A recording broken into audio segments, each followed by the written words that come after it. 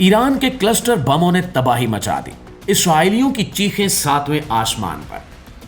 खोजी टीवी के मुआजिज दोस्तों, हालिया दिनों में इसराइल के वस्ती इलाकों पर होने वाले मिसाइल हमलों के बाद एक नया दावा सामने आया है जिसने हालात को और ज्यादा संगीन बना दिया है।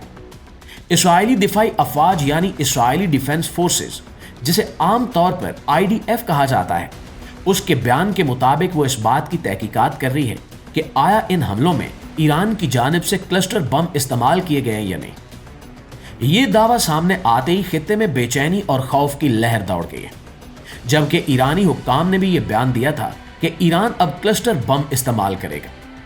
दोस्तों, सबसे पहले ये समझ लेते हैं कि क्लस्टर बम होता क्या है। आसान लफ्जों में बात करें तो क्लस्टर बम एक ऐसा हथियार है जो फिजा में जाकर फटता है और अपने अंदर से दर्जनों छोटे बम बाहर फेंक देता है। ये छोटे बम एक बड़े इलाके में फैल जाते हैं।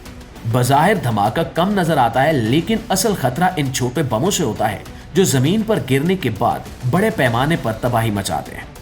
यही वजह है कि इस हथियार को बहुत खतरनाक समझा जाता है, क्योंकि ये फौजी आदाफ के साथ साथ आम इलाकों को भी नुकसान पहुंचा सकता है। IDF के मुताबिक हालिया हमलों में कुछ ऐसे शवाहिद मिले हैं जिनसे शुबा होता है कि आम मिसाइल की बजाय ऐसा वॉरहेड इस्तेमाल किया गया जो फिजा में फटकर कई हिस्सों में तकसीम हो गया। अगर ये बात दुरुस्त है तो इसका मतलब ये है कि जंग का अंदाज बदल रहा है और हमलों की नौयत पहले से ज्यादा पेचीदा हो रही है।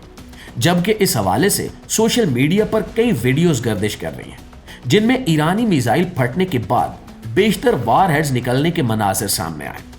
कुछ इसराइली अफराद ने इस तरह की वीडियोस शेयर की हैं जिनसे ये अंदाजा यकीन में बदल जाता है कि ईरान इस वक्त क्लस्टर बमों का इस्तेमाल कर रहा है।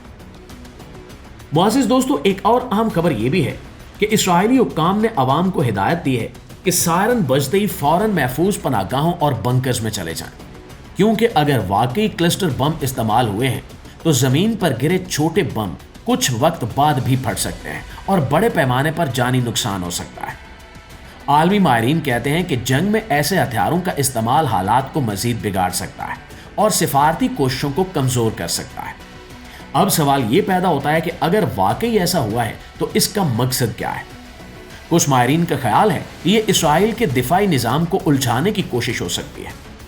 इसराइल का मशहूर दिफाई निज़ाम आयरन डोम मिसाइलों को फिजा में ही तबाह करने के लिए जाना जाता है। अगर एक मिसाइल फिजा में जाकर कई हिस्सों में तकसीम हो जाए तो उसे रोकना ज्यादा मुश्किल हो सकता है। इस तरह दिफाई निज़ाम पर दबाव बढ़ सकता है और ज्यादा नुकसान का खदशा पैदा हो सकता है। खित्ते में पहले ही कशीदगी अरूज पर है। हालिया वाक़यात ने अवाम में खौफ और बेयकीनी को बढ़ा दिया है। इसराइली अफराद सायरन की आवाज़ सुनते ही घरों से निकलकर महफूज जगहों की तरफ दौड़ पड़ते हैं। स्कूल बंद हैं, कारोबार मुतासिर हो रहे हैं और इसराइल में आम जिंदगी शदीद दबाव का शिकार है। अगर इस तनाज़े में मजीद शिद्दत आती है तो इसके असरात सिर्फ 2 मुल्कों तक महदूद नहीं रहेंगे, बल्कि पूरा मशरक़ वुस्ता इससे मुतासिर होगा। दोस्तों, ज़मीनी हक़ाइक़ को देखा जाए तो ये सूरत हाल निहायत हसास है और हर नई खबर हालात को बदल सकती है। हमें चाहिए कि मुसद्दक़ा मालूमात पर ही यकीन करें और अफवाहों से बचें। आने वाले दिनों में IDF की तहकीकात से मजीद तफसीलात सामने आएंगी जो इस मामले को वाज़ेह करेंगी। क्या वाकई क्लस्टर बम इस्तेमाल हुए हैं? क्या ये जंग के अंदाज में बड़ी तब्दीली का इशारा है? और क्या ये कदम दिफाई निज़ाम को नाकाम बनाने की कोशिश है?